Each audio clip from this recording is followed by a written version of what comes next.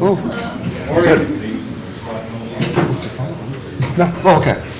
These are on. Oh, okay. Okay. All right. Okay. Thank you. Oh, all right.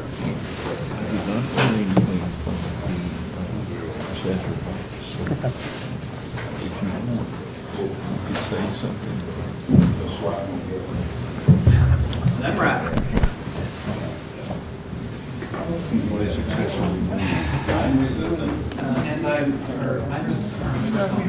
Well, I'll be up. That's really hard. I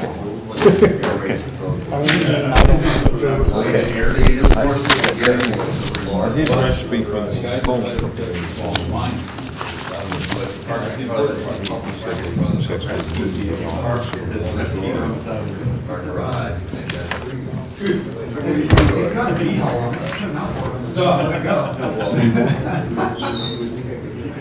Excuse me, Joseph. How you doing, Michael? Good. Everyone all cleaned up? Well, I have to do oh, it's 429, sorry. Okay.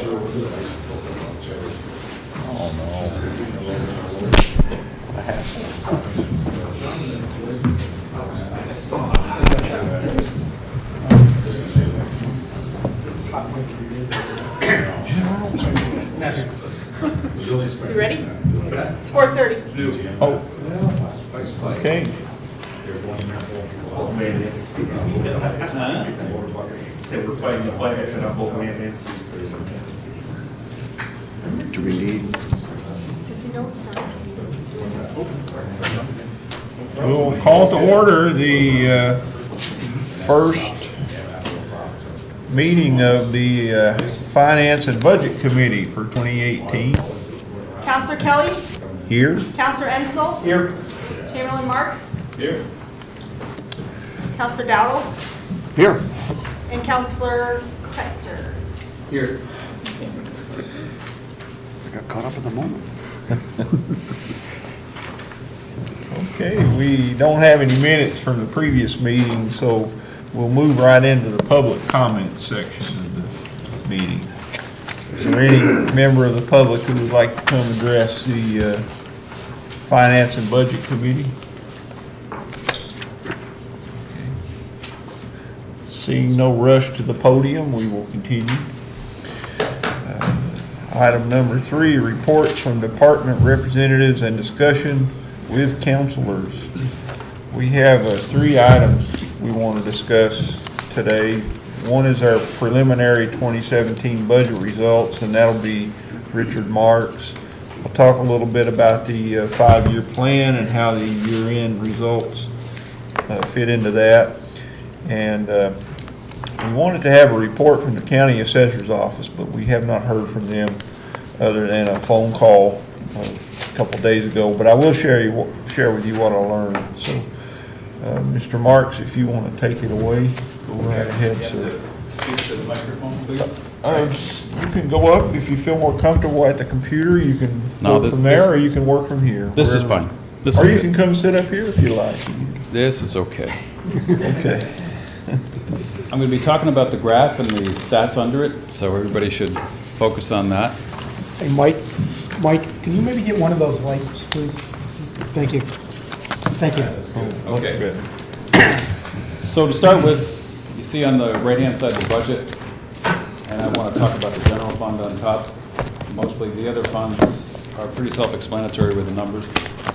But you can see we budgeted the general fund to be in balance for the year 2017 at $22,385,000. The preliminary results have us losing $663,000. Now, based on starting with a balanced budget, what we didn't have in the budget were things like the fire arbitration award that came out this year for $750,000.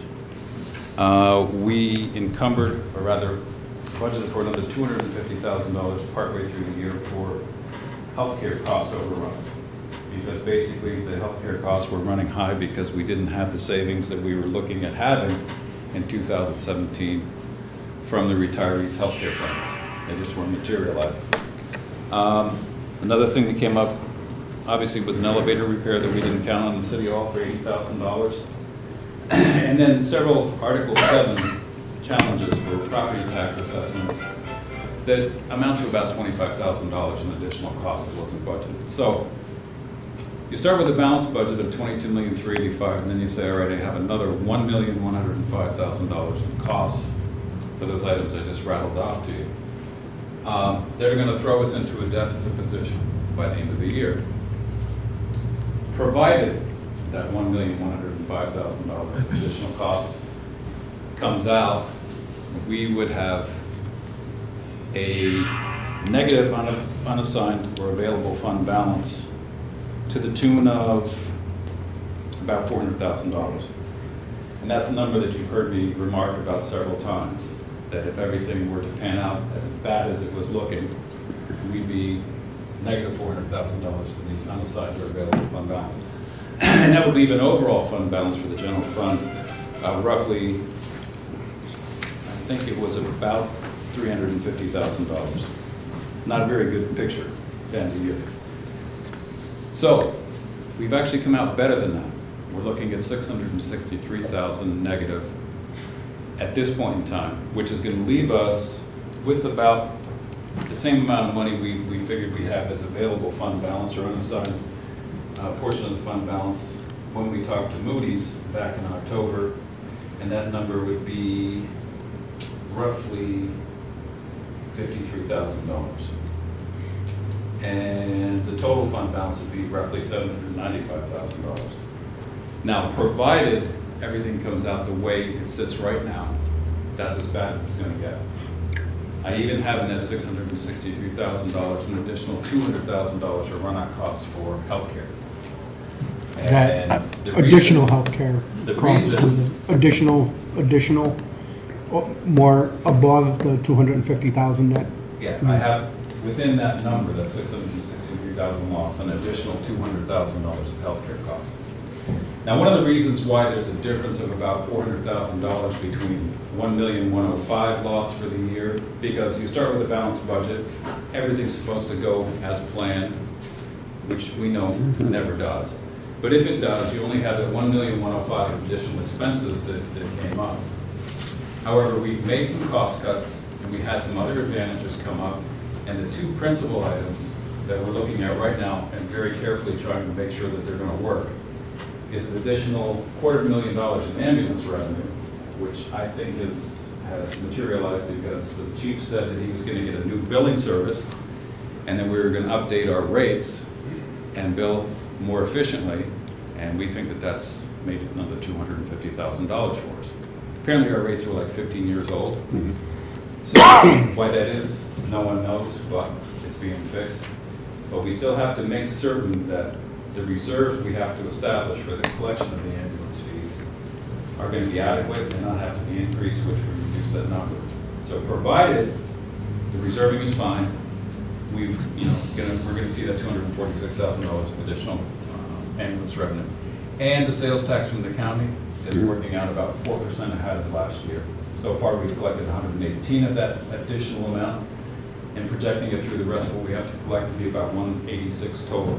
So those two numbers alone, give or take, there's a ton of other things going up and down and in and out.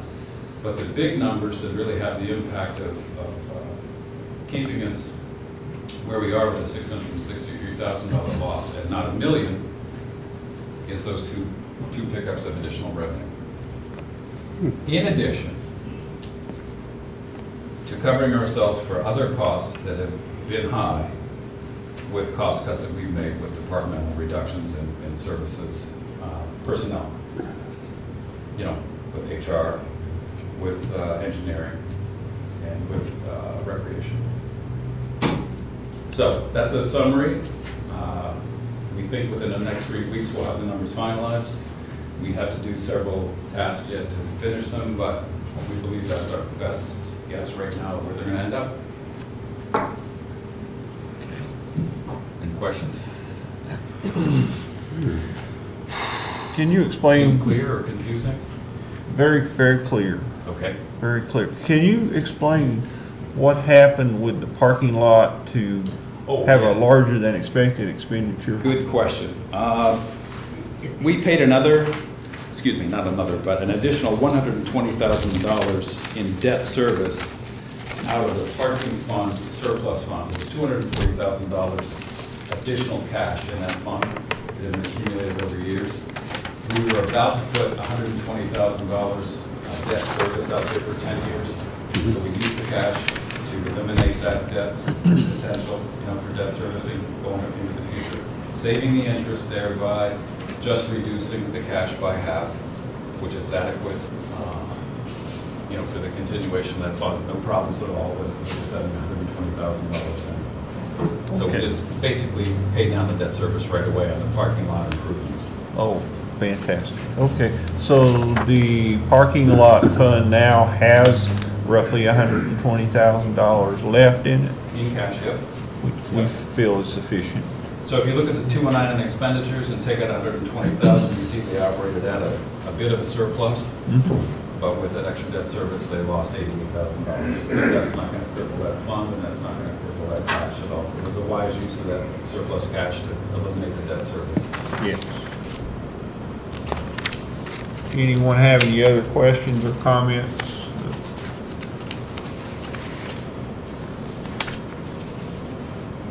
Okay. Thank you very much, Richard. Thank you, Richard. The next item on our agenda is how our 2017 budget results affect the council's 5-year plan. So I'll talk about that for a few minutes.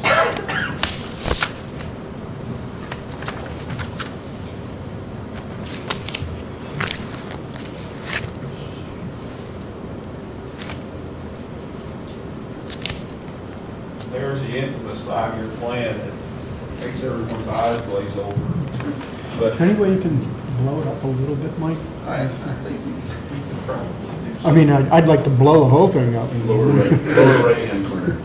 lower right-hand All corner. the way down to the bottom should do. Oh, okay, and that little slider. The plus sign. Oh, Oop. did I go the wrong way? No, it's all right. Just keep going right. Oh, okay, That's- I got it. Okay, how's that? Is that better? It doesn't show the entire thing, but Yeah, I mean, I think we need to see the columns as far as what each column represents. If you could just slide it over, maybe we can just go year by year. Tap the minus, yeah. slide it over. Just tap that minus sign. Josh, I don't even see a minus.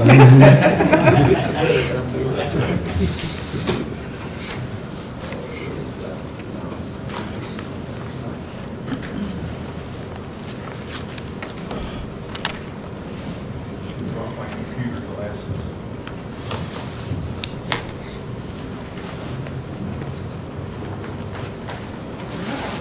Minus sign down here. Right hand corner. Is, but I can't see it on this computer. Oh, I see. It's only Set up has- this split this way, you gotta figure that out in 2 seconds.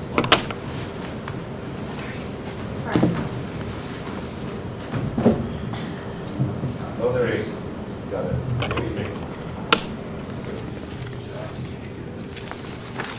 You need to be able to see those things to the left. Yeah, that's a little clearer. Make it a tiny bit larger. That's good.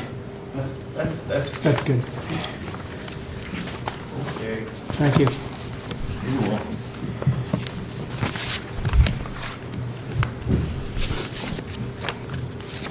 Richard gave us some numbers for revenues and expenditures in the general fund, and I want to highlight those for you and show them to you.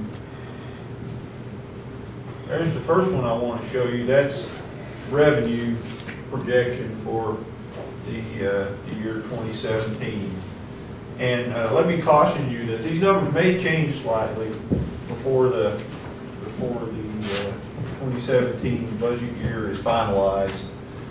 You may see some slight increases in revenue and some slight increases in expenditures. So there's the revenue projection as we know it today. And then the expenditures, I also want to show you those. That's in the next cell below. So you can see that our 5-year plan is fairly well up to date. And as of today, we have a slight fund balance. We're happy to report of $54,233, much as Mr. Marks stated. So that's a bit of an improvement from what we projected last June when we adopted this 5-year plan. We're actually running a little bit better, and we know that the large part of that is right here in the money we've set aside for the firefighters arbitration. As Mr. Marks also mentioned, we put aside a larger sum. We initially put aside $250 for healthcare expenses. We added another $200,000 as he remarked, and still, and that number is figured in to the expenses here. So with those additions, we still managed to finish the year with a slight positive fund balance. So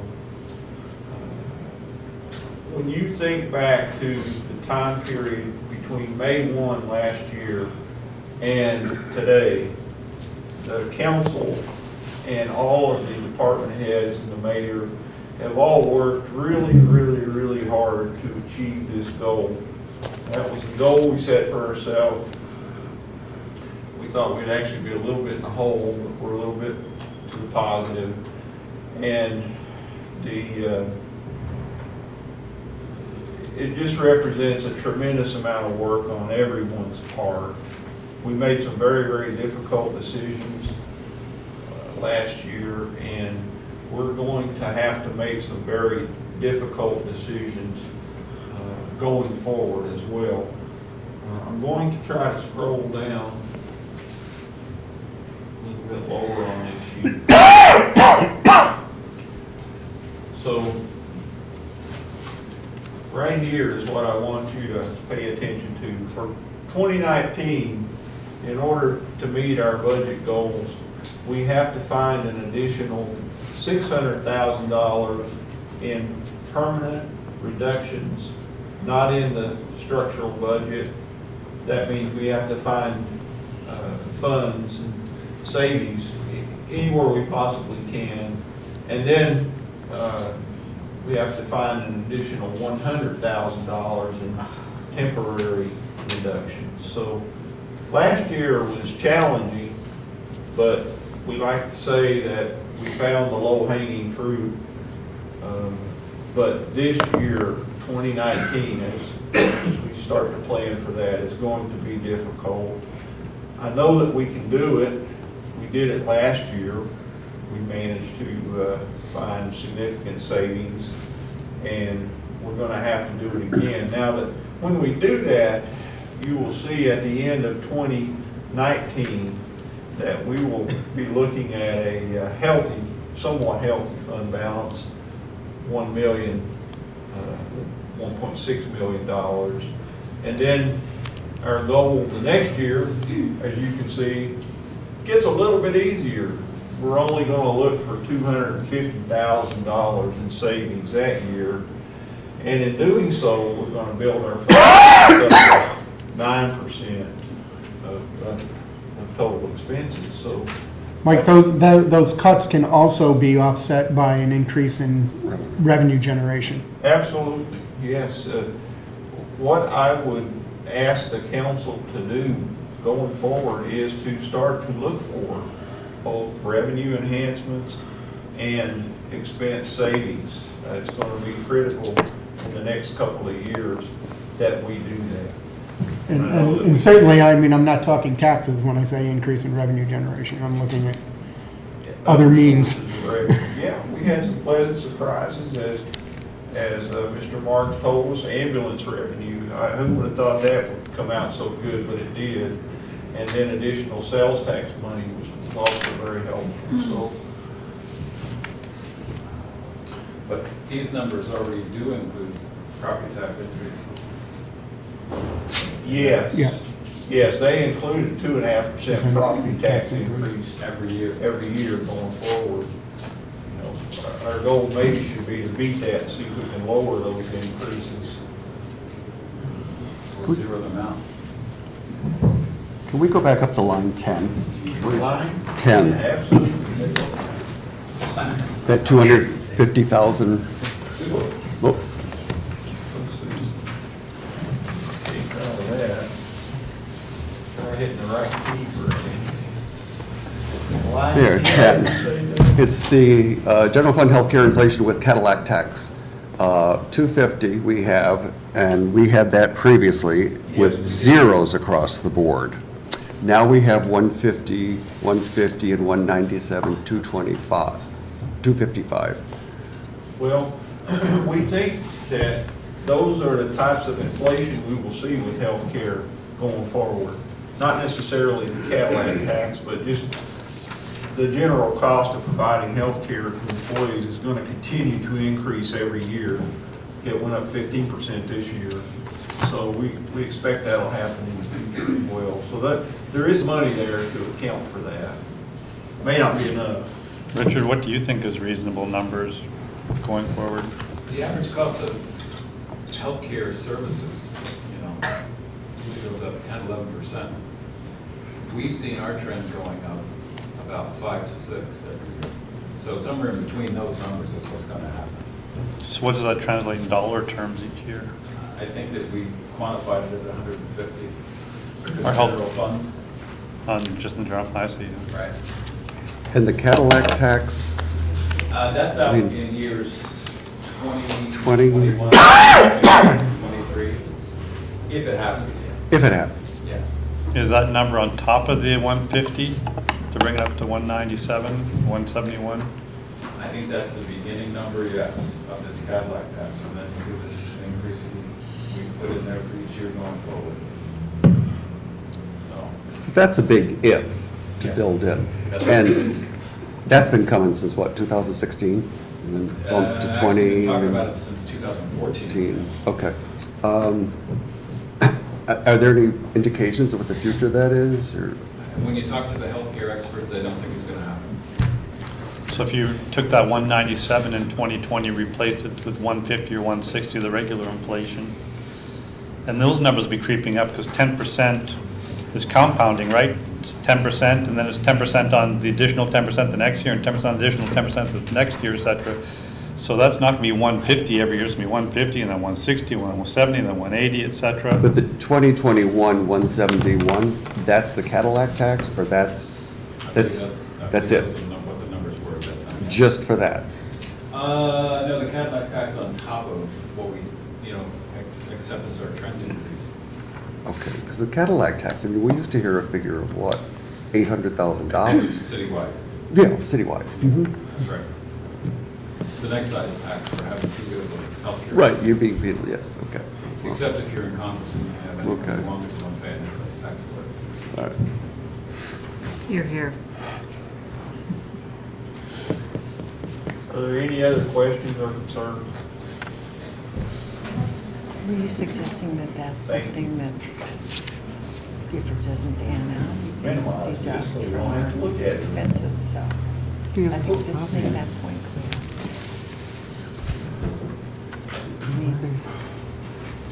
Where did 800,000? What? 800,000 was the figure.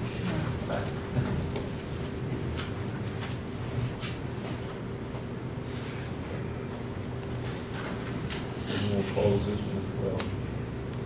Maybe we'll leave that one up there. Mike, you want that to stay up or you want to close? It could stay up there.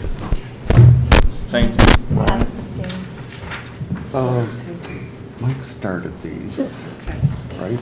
Okay. Yeah, his name's on that. Okay, next item on the agenda, we were going to have a report from the county's assessor's office, but they did not provide that report this month. So I can tell you, in speaking on the phone with them, they have successfully moved the office from its location here at City Hall to the county assessor's office.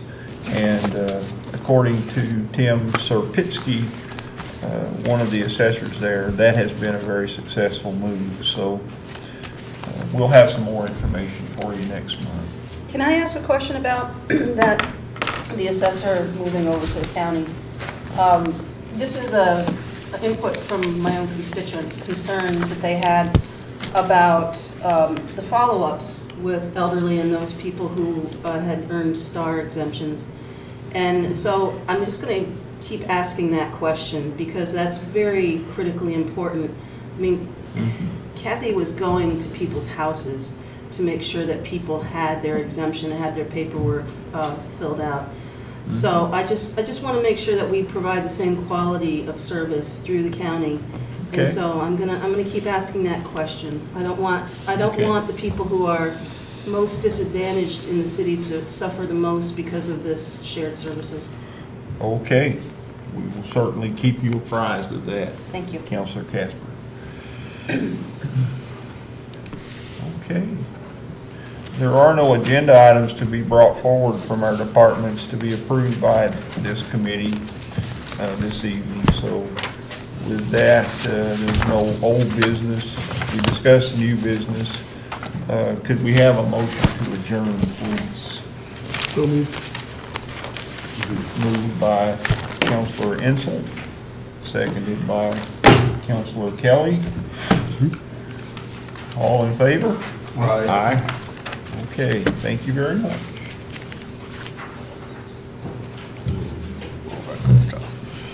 I understand there's some discussion of starting these meetings earlier, and also feel free to run a little bit later than 5 o'clock since you're getting so much work session stuff done in these meetings, so whatever works best for you all. I certainly want to make sure you have as much time as you need for all these deliberations.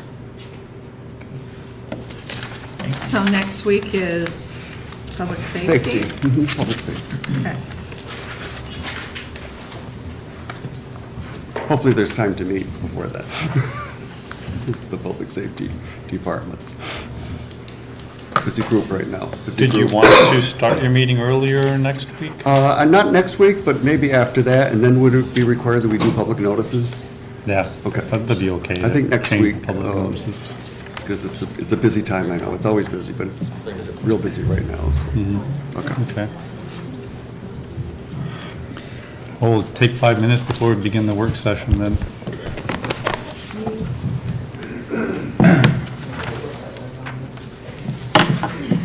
So, did you hear Bill's point though about the Cadillac tax number?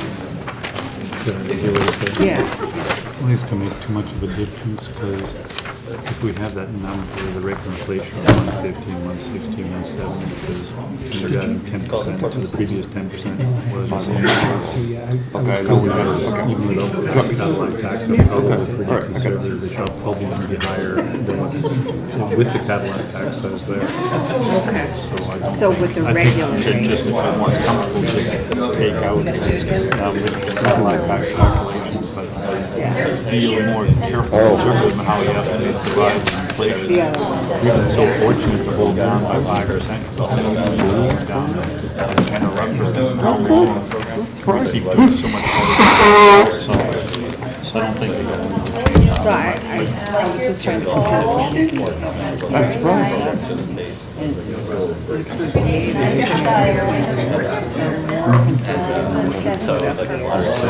That much less. Yeah, you want to watch? Sometimes you don't even know you own something. People don't. There is a Cadillac tax number that gives you a little bit of budget. Very, very busy. Don't know where that came from. It doesn't belong down here. Healthcare inflation. Probably back to the where we were anyway, so I'll take the Cadillac tax, so I'm not worried about it. Just make sure our calculations are accurate. Make sure we're comfortable with the calculation. It's more, most realistically.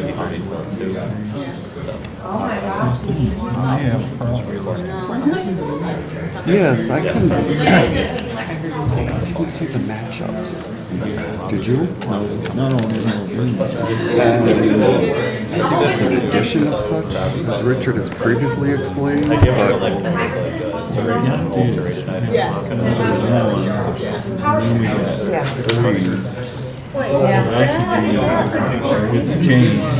Yes, I know. 5, there's 108. Yeah, I know what you're talking about. Is there another one? Is there Okay. another little one? Oh, yes. Yep, you're right, Dale. Pretty much. Yeah. There's 105, 139.50. Okay. You can just have extension cords from like Brian's area. Hanging out there. Yep. I apologize to you guys, I smell like biofilm. Back hurt me today. I was spraying my stuff because I was in front of the computer. You're not offending me. I Then I love the smell of biofilm. had to sit in a new chair, and so I'm trying to adjust to it, and I'm just like, oh my God, I'm just like, thanks. Oh, you did? They didn't have anything, but they said to come back either tomorrow, maybe they're gonna be back tomorrow, or early next week, because I'm expecting it. Okay. Right, send me a picture. Yeah, that's what I was gonna do, I was gonna text Yeah. you a picture. I'm sure these guys would appreciate it. So you guys are gonna be carrying stuff across during Christmas week, like you would like be going down the street and then you can like.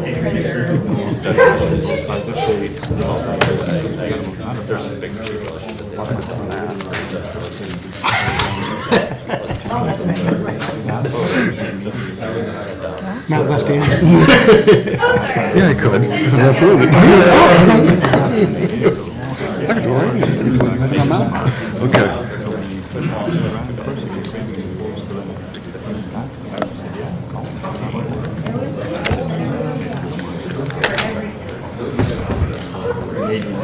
Now that we have all the facts. I know they were.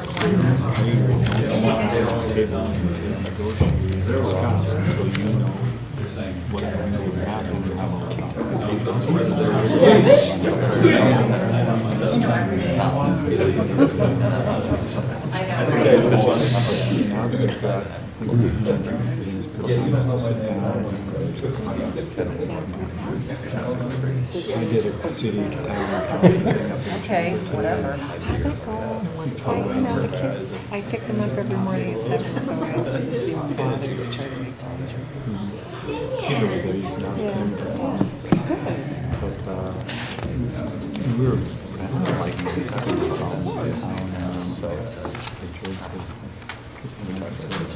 Is this thing on? Because I have been having problems with microphones lately. Just started off a little bit of elephant in the room diffuse. Almost daily.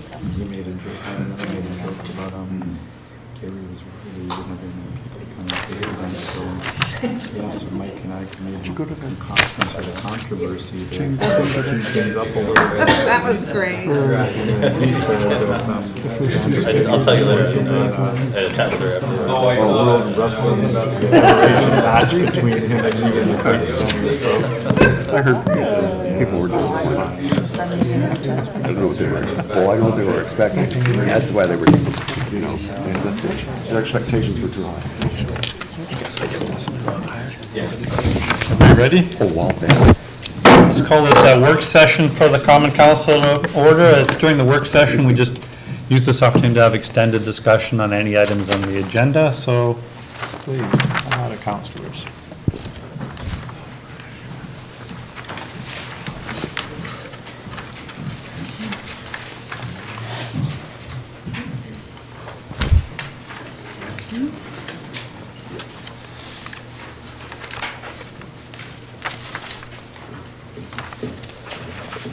I'll ask, oh, go ahead.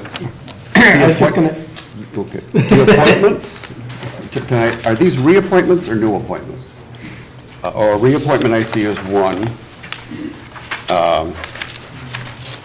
and why the difference in terms, 5 and 4? And then C is, I believe, a reappointment, but it says appointment. I'll say reappointment. C, is that a change? been you. No, The different terms are staggered like you do with your council terms, so not everybody's ending at one time. And the final one is an alternate being moved up as an appointment. well, that's. Joe's not that's here to gonna be answer the full-time. questions. Okay, Right now, he's trying to get the last set of inspections done at the Underwood Estates to Sure. make sure the families can get in, so he offers his regrets. so that was an alternate going into a full appointment. Okay, all right, thank you. How many alternates are there? I think there's only one alternate, wasn't there? Yeah.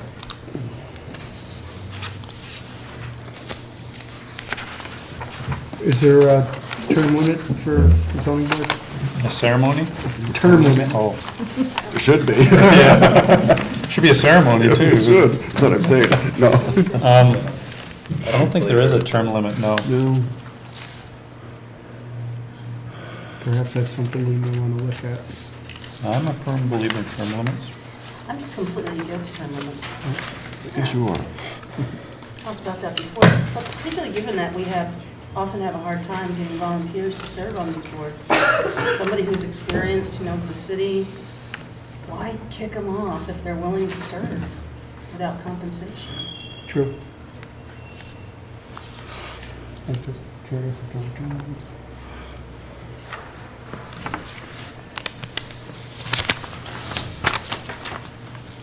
A few agenda items have come up that aren't on the agenda. I've been starting to encourage people to go through the proper committee structure. It's probably going to take a couple of months, a couple of cycles to kind of get that down as a practice, a little bit of a learning curve on that.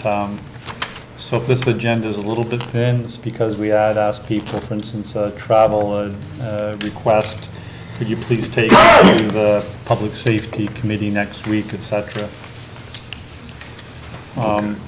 So it will require the department heads to maybe plan a couple of weeks farther in advance than you already planned, just to make sure that you've got the timing in sync with your various committees. But we'll get the hang of it. And of course, if there's ever any emergency thing, we can get that on the agenda. Hopefully the committees act as kind of a filter and a first level of discussion on these things.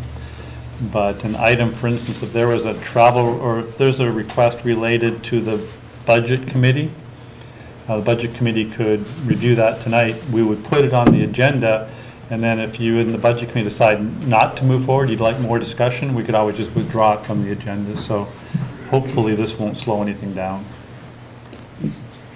Are we, at some point, going to look at the taxi fare request from a couple, it was probably back in December, I believe, Mr. Buck appeared? I exchanged emails with Josh and Sylvia and the mayor today suggesting that perhaps this would be an item that could go through the committee. And you know, Sylvia's already begun to compile whatever she has for us. And so that will mean a delay of at least, I think, A couple of weeks. yeah, the 15th is our committee meeting.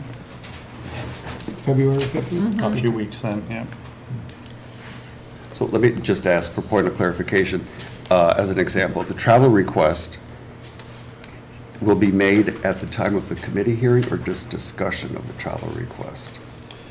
The travel request would come to your committee, and then Right. you would pass it on to recommend it to the entire group. At the following meeting? No, it can be done immediately after the meeting, and if you decide against that travel request, say you did the deliberation, said, no, this one doesn't make sense.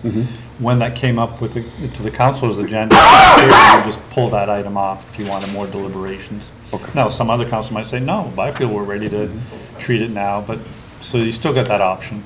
Okay.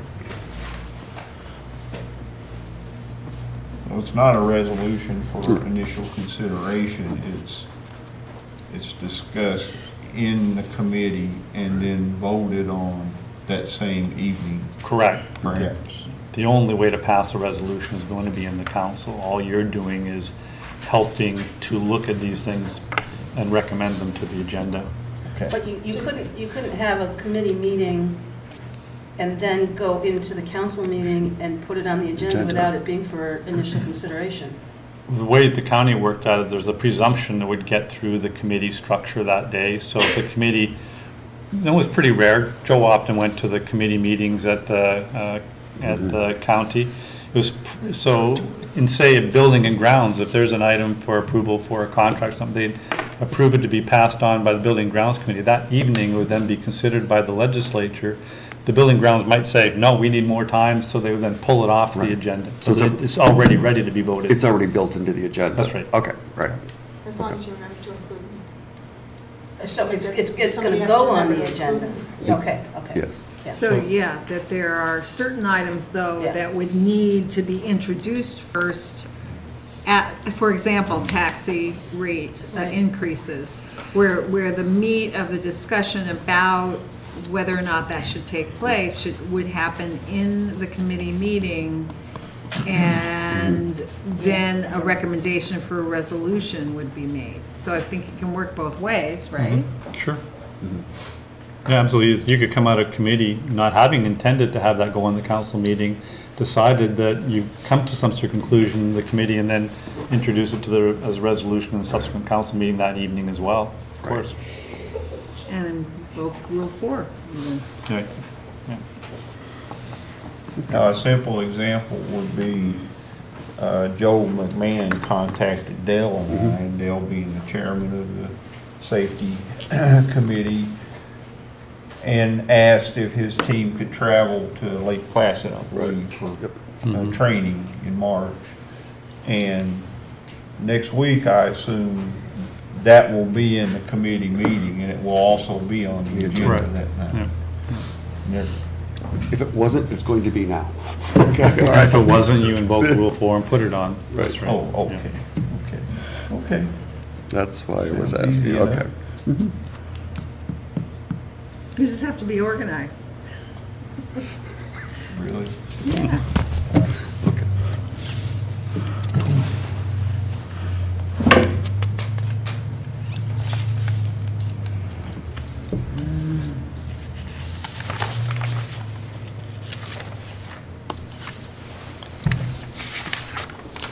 Know any songs? You want to have a sing-along? Yeah, yeah. Here it is. Not for here. Crickets anywhere in the room?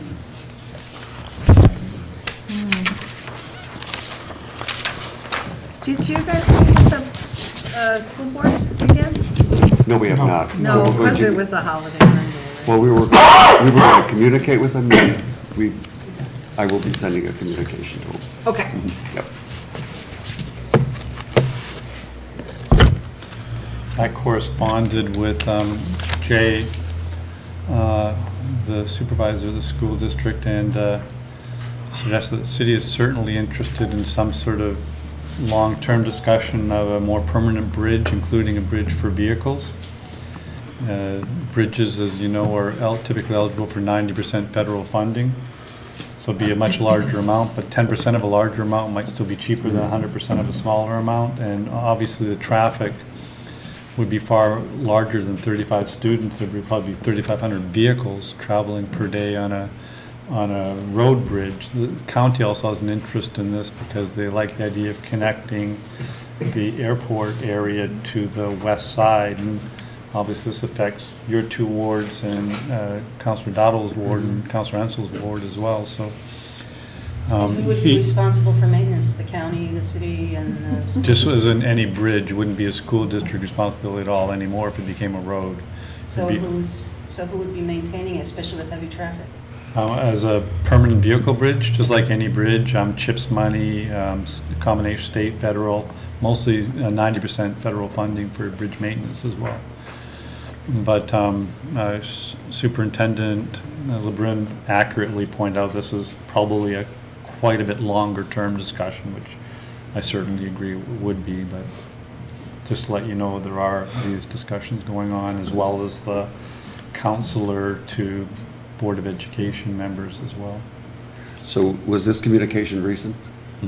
Just a couple days ago. Okay. Okay, so prior to, it was after our last meeting, When was your last meeting? last Thursday, or well, Last the week. council's meeting. Yep, that's right. it Okay. was, yeah. And you know me, anything is worth discussing, even no matter how crazy, because then at least you rule out something. Maybe it's completely a harebrained idea.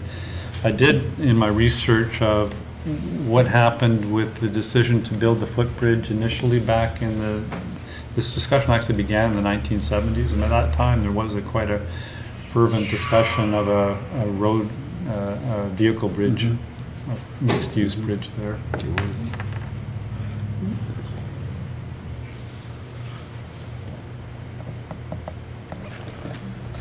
Speaking of bridges, would it be okay to ask the Saranac River Trail Committee to come in and talk with us about their plans? I'm curious to know when those additional footbridges are going to be built, if that's still in the works. That might be a good discussion for the infrastructure committee, perhaps. Have them come in. One concept was also whether they'd be interested in having the jurisdiction of a bridge over the Saranac River Trail. That's where the current Webb Island Bridge is. I'm not sure if they'd want to take on or have the resources or the continuity to take on that kind of responsibility, but they certainly obviously have an interest in that bridge. Well, I mean, along those lines of thinking, it seems as though there have to be grant monies that are out there, you know, the ones that they have tapped into, you know, that perhaps could be applied to that Webb Island Bridge. You know, I had somebody speak to me the other day. I was just waiting in a doctor's office, and so the subject came up, and that was this person has used it to get to work at Plattsburgh High for as long as she's been working there, and she, you know, expressed concern that it would either be closed or use would be limited or whatever. But she was the one who suggested, well, what about these other organizations that are, for example, the Saranac River Trail people? Gee, I'm glad somebody brought that up. Who brought that up? Good job. And if we have reason to believe, and I think that was confirmed in your discussion, that there could be some state money provided. State Ed has an opportunity to have 70% matches for these kinds of infrastructure. Saranac River Trail has access to funds. If the city, the Saranac River Trail, the State Ed, and the fund that we may be able to get from the legislature could all come together and really build a 50-year bridge there that isn't going to be a long-term maintenance liability, that might be a really good partnership where we're one of 3 or 4 or 5 entities, and the problems with it are going to be not nearly so immediate as they obviously are now. So I think there's all kinds of avenues for discussion here. Ryan, could I ask if you could shut that off? Because I think if we're not going to be using it, the remote is actually. They got it. it's glaring at people in the audience. You probably just that one for Yeah. Do we get any light bulbs? Those seem brighter than usual.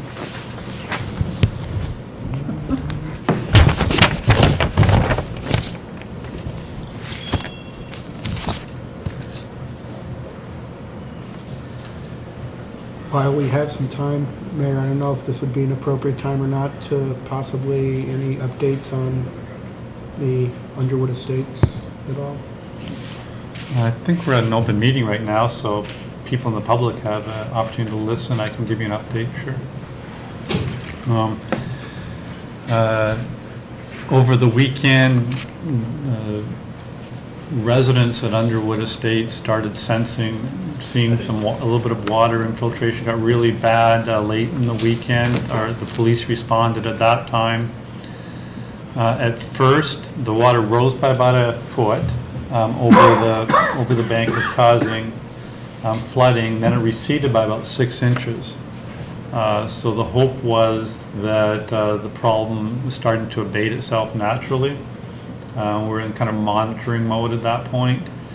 Then the day after that, it rose by another foot and clearly was getting quite a bit worse. At that point, firefighters were clearing people from homes.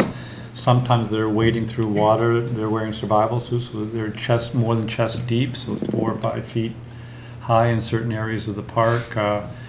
They're using also large front-end loaders to move people and pets out of the various homes. Everybody was secured.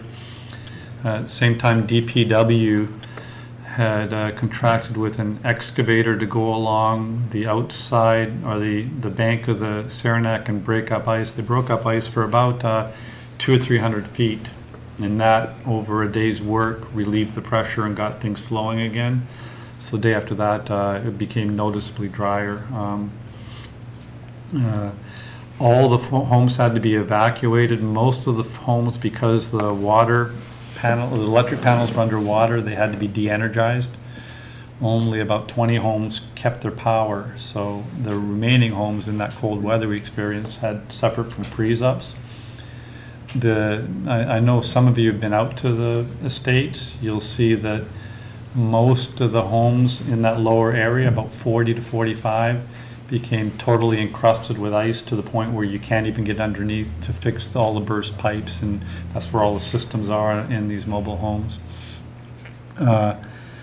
We believe at this time that roughly if you take about 65 homes and divide them up into about 3 categories, 1/3 people are actually able to start moving in now. We may declare the end of the state of emergency tonight. 1/3 with a fair amount of work with additional electrical inspections, which we're hoping, after speaking with the owner in California yesterday, I'm hoping that he will spring for those inspections to allow people to start coming to their homes with a lot of burst pipes because the power was off and the heating systems were off. A number of fuel tanks got detached, so those need to be repaired. A few fuel spills as a consequence of that. But with some work, we believe that that middle third of homes are at some point occupiable. And then about 1/3 of the homes, it's likely that they've received such extensive damage that they aren't repairable. That would be more than a foot or so of water on the inside.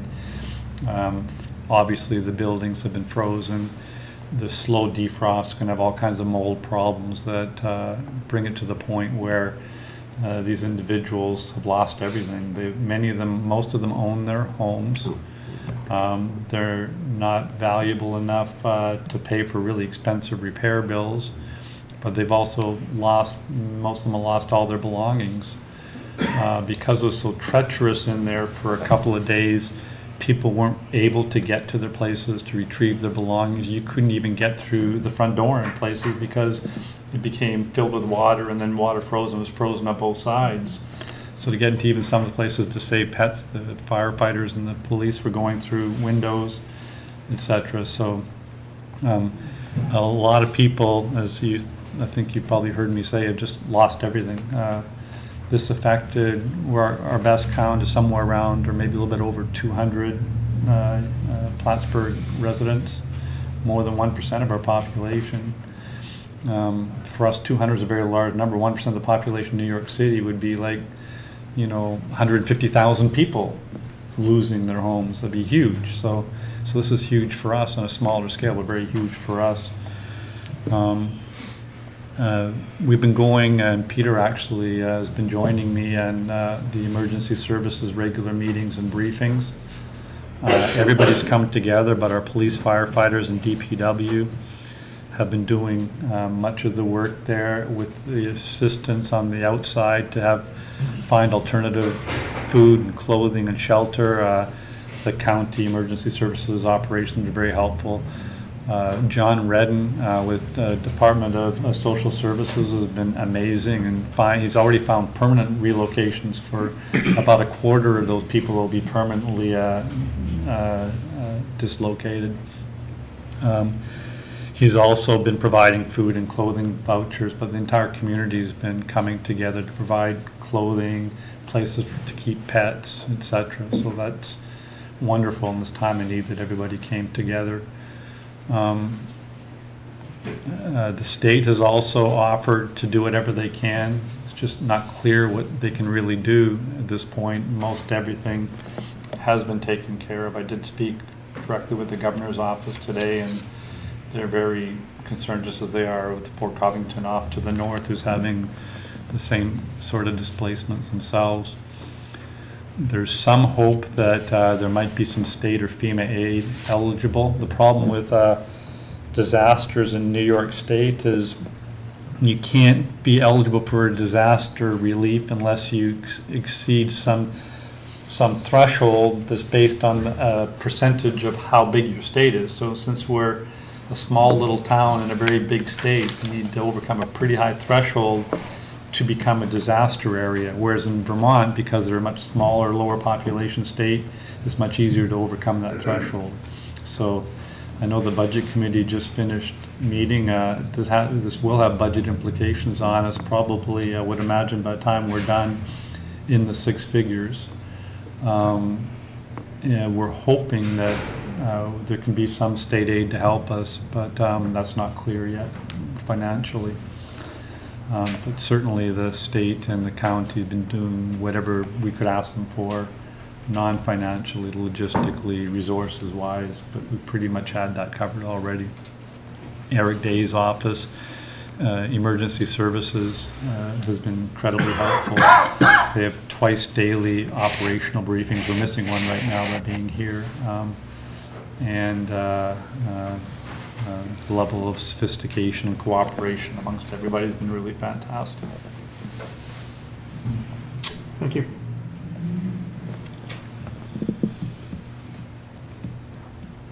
We have a few more minutes left. I'd just like to ask if you have seen, I've gotten reports from people on North Margaret that there has been no activity there. Yeah, I haven't seen I've heard that report too. I'm very discouraged.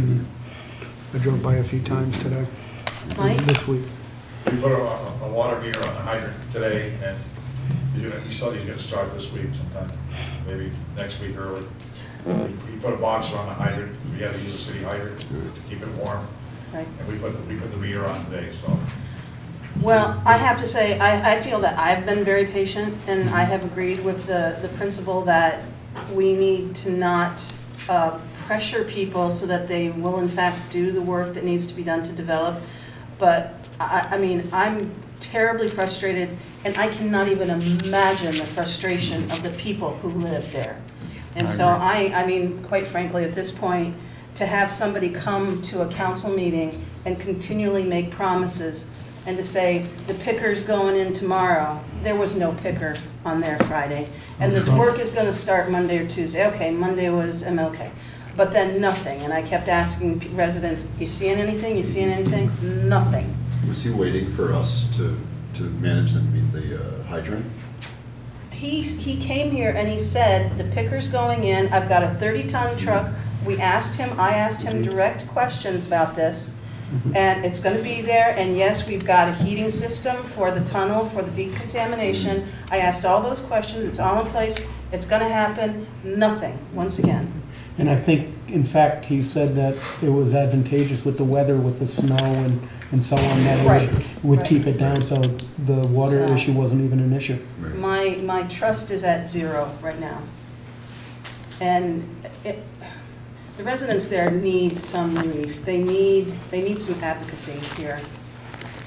They do.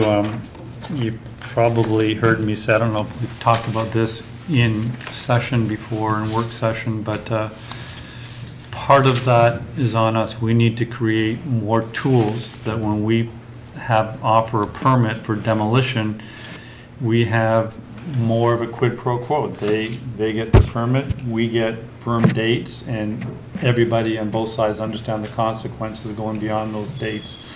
So I've asked Dean to look at our code and begin to tighten it up so there's a greater mutual understanding of responsibilities in the future. Joe would tell you that he doesn't feel he has the tools. But we need to give him the tools. And I recognize that, but I'm going to put the onus back on the developer, and I do not want to see him in this council chamber again to be BS'd about, yeah, it's going to be done, it's going to be done. And I'm sure the residents have had it. I have had it with having him come over and over again. Oh yeah, we're doing it tomorrow, next day. I don't want to see him here. I don't want to see him anymore. I want to see action. I don't want any more words. Dean, are you able to update us on the enforcement action? This is discouraging. I mean, the last update I had was from the developer last week. So I know Joe and I have been in close contact. He's been dealing with Underwood the past week. So the last we left it, we had served him with a notice of intended violation, intended enforcement action several weeks ago, and that's what prompted some of the more recent updates. So that's the last I've heard of it. But based on this, we can certainly go back to that process and. Are there expiration dates on the permits and things that are granted? They are, but they're long. They're far afield. Which is legitimate. That's a legitimate thing, and you don't want to discourage development. But I don't like being BS'd. I don't like being manipulated and played, and I feel that we have. This past Tuesday, the Zoning Board of Appeals granted TRB development 3 variances and also a special use permit. So I mean, that's the most recent we've had, although this doesn't address the cleanup.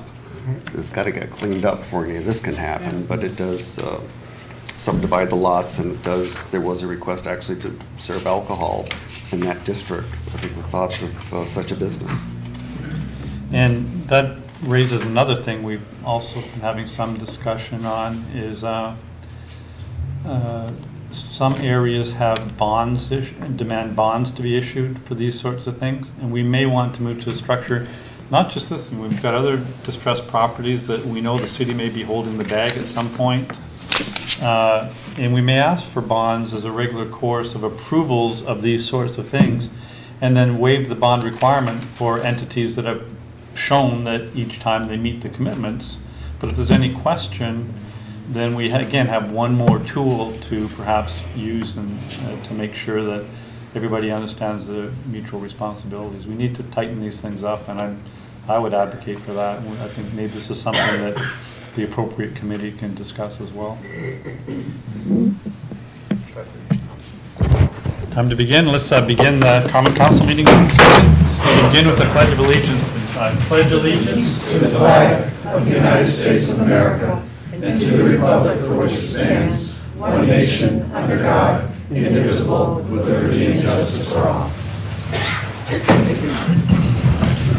Roll call, please. Mayor Reed? Present. Councilor Armstrong? Here. Councilor Kelly? Here. Councilor Dowdle? Here. Councilor Ensel? Here. Councilor Casper? Here. Councilor Kretzer? Here. Early this week, some of us went to memorialize and celebrate the life of Martin Luther King, and I'd like to offer now a proclamation. Whereas on Monday of this week we remembered the contributions of Dr. Martin Luther King Jr. on what would have been his 89th birthday that day, and whereas 2 Memphis, Tennessee sanitation workers lost their lives on February 1, 1968 due to unsafe working conditions that sparked the 1968 Memphis sanitation workers strike that caught the attention of Dr. King. And whereas Dr. Martin Luther King Jr. was assassinated in Memphis, Tennessee as he sought economic justice for African American ASME workers who received a quarter of the pay of white co-workers should their shift be canceled due to weather. Whereas Americans nationwide celebrate the life and legacy of Dr. King in many ways, but far too few remember that he was campaigning for economic justice when he lost his life. And whereas there is today a national effort to honor sacrifices to protect human rights and provide economic rights that do not depend on the color of one's skin. Now therefore it be resolved that I, Colin L. Reed, Mayor of the City of Plattsburgh, New York, do hereby recognize February 1, 2018 as the 50th anniversary of the loss of lives which sparked the 1968 Memphis sanitation workers strike. And we call on our community to participate in a national minute of reflection at 4:20 p.m. on that date to remember that event and its significance. And we urge our other leaders and members of our community to take this opportunity to commit ourselves to ensuring or to working to create opportunity, compassion, and civility in our communities so we may ensure economic justice and opportunity for all. In witness thereof, I have hereunto set my hand and caused the official seal of the City of Plattsburgh to be affixed and done on the City of Plattsburgh, New York, this 18th day of January in the year 2018. Thank you. I've given my report also on Underwood Estates, and I can answer any questions on that if you do have any additional questions. The only question I had, and it was addressed, most of the residents were owner occupied, or were they rental units? Most are owner occupied. They don't own the land Right. where their mobile home sits, but most of them own the mobile home itself. Over the years, some mobile homes have been abandoned or traded and swapped, so there is a concentration of mobile homes that are owned by one individual down there and a handful of homes, and those are rented. So there are some rentals, but mostly they own the homes and rent the land. Does the park owner own any of the homes? I don't believe he does. We asked that question earlier today. I don't believe he does. Peter and I were both on the audio conference with him. He's in California. He's actually only been the owner for about 1 month. Has turned hands a number of times in the last few years. I believe he has been out to the site, but only once. All right, thank you.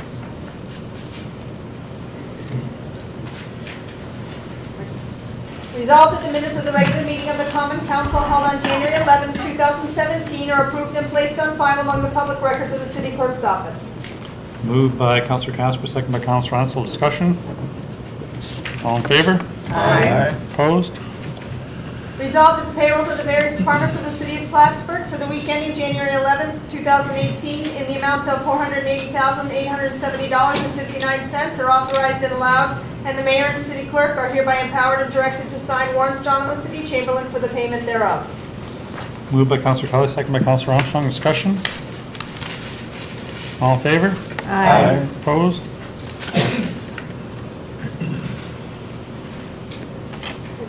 think I said the wrong period, it's actually January 17th. January 17th? Okay, thank you.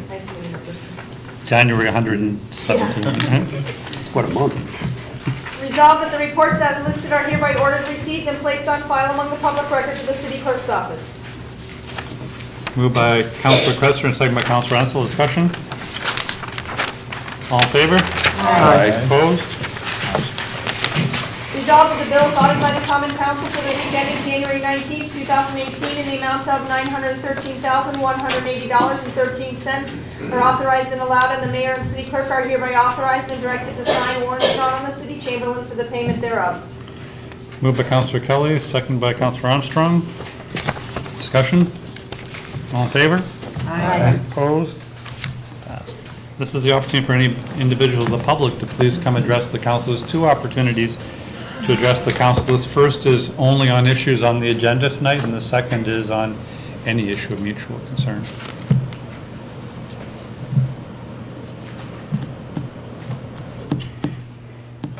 Seeing none, let's continue, please.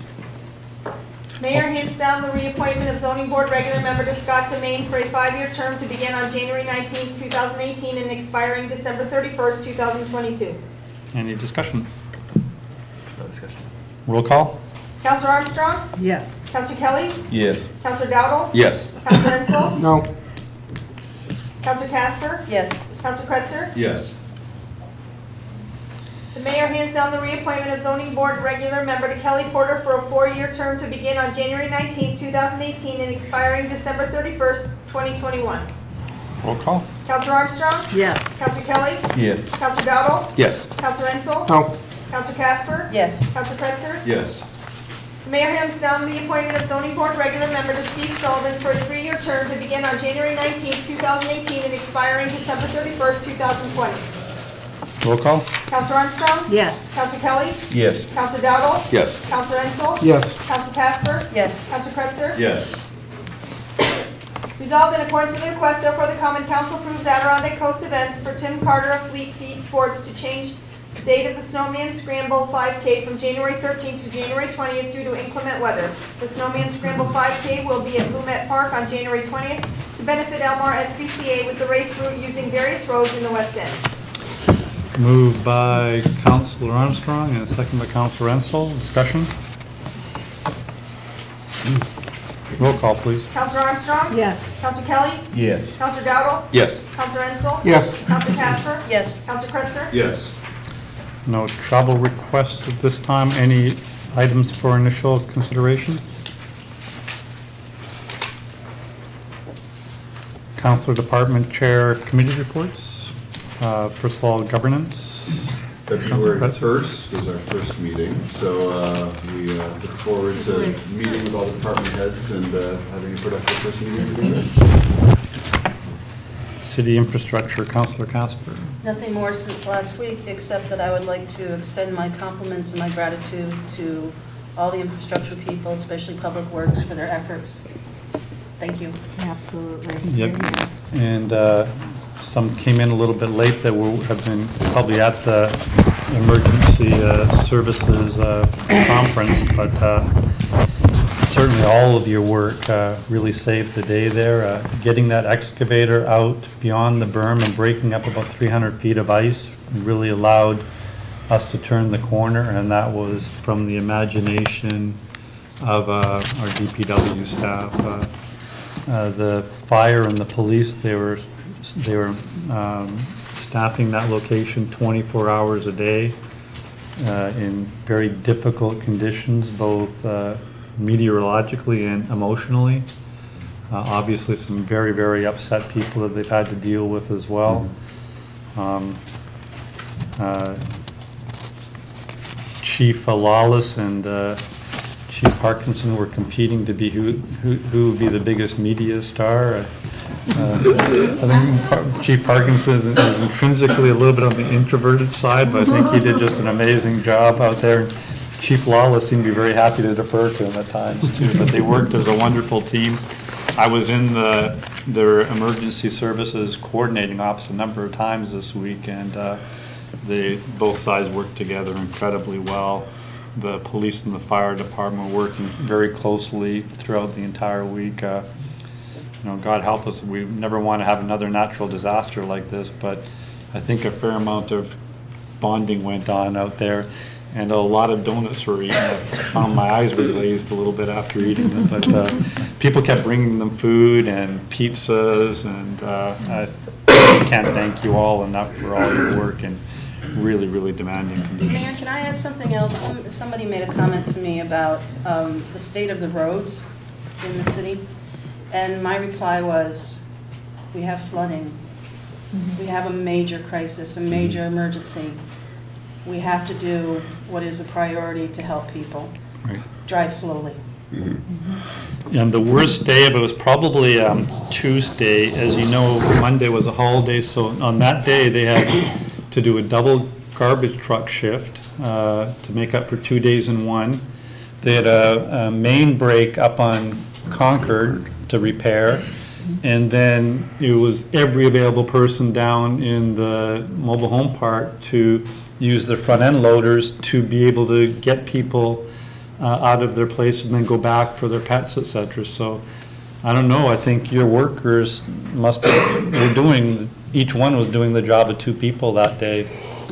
So given that, I think our roads are in amazing shape, because they're also trying at the same time to keep up with that. Some very, very long days that all of our city employees were putting in that day. So I hope that the public understands and are as compassionate with our workers as they were with each other in that time of need.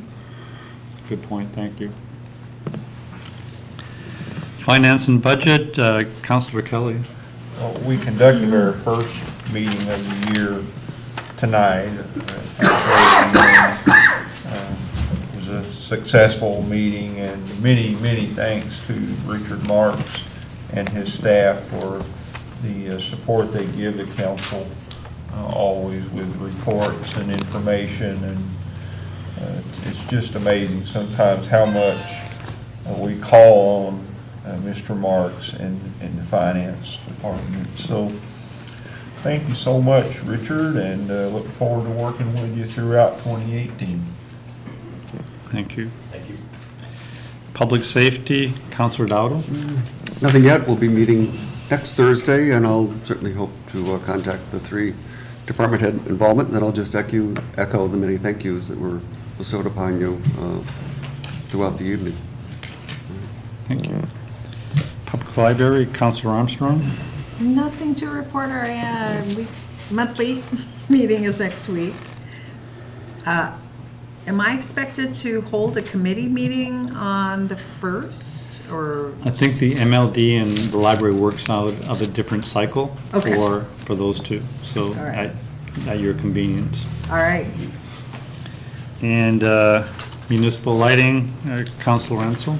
No report, but we will be having our quarterly meeting coming up in February, I believe, Bill?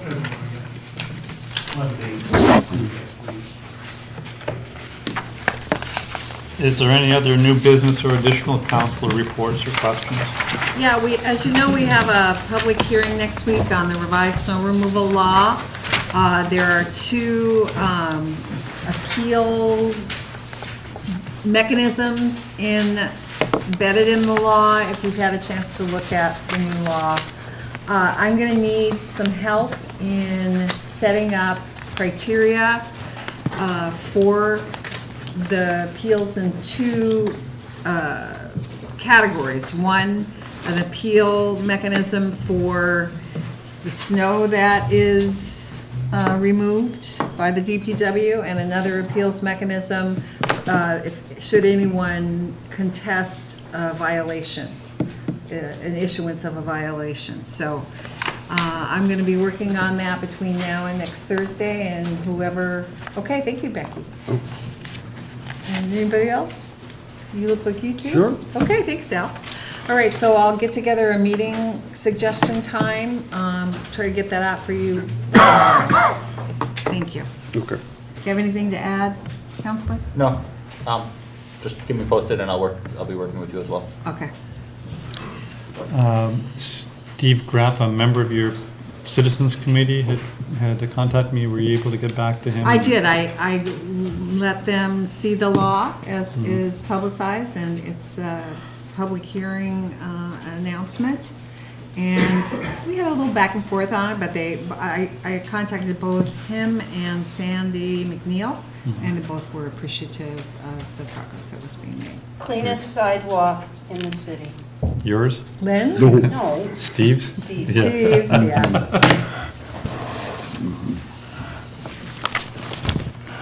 Any other council reports or questions? Seeing none, this is an opportunity for the public to please come address the council on any issue of mutual concern.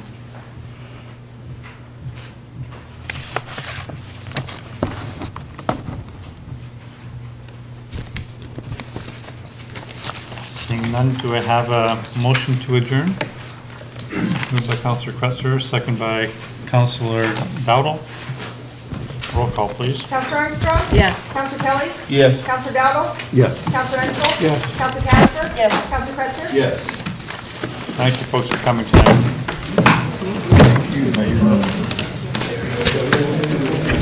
Did he say the donuts were glazed over or his eyes were glazed over?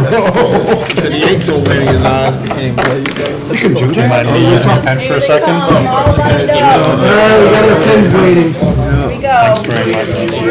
Thanks for coming.